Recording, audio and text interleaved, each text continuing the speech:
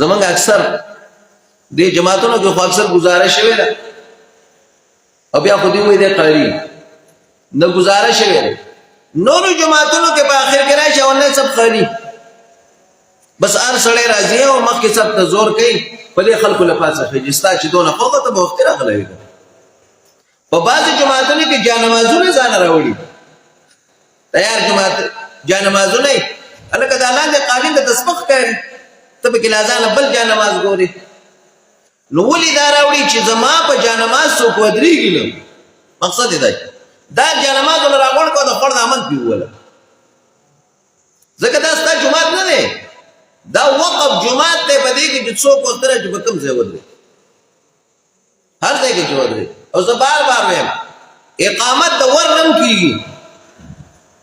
اقامت کوونکي دپاره هم دا نه ده چې د هغه په ځای څوک ولاړی دی اوږي وي شاوخوا کېږي نه اقامت خو د دویم صف نه هم کېږي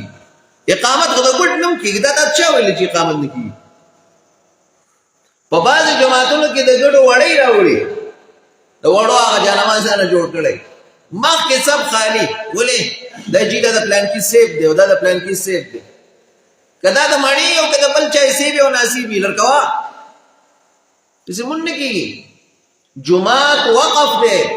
دا د ټولو خلکو د اجتماعیت ځای دی دا د مینې او د محبت ځای دی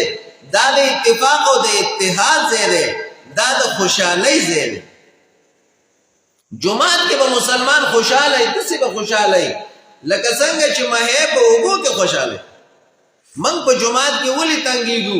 زموږ ملګري په جماعت کې ولې خفه وي په موږ کې اتفاق نشتی په موږ کې هغه دنوالی او چیتوالی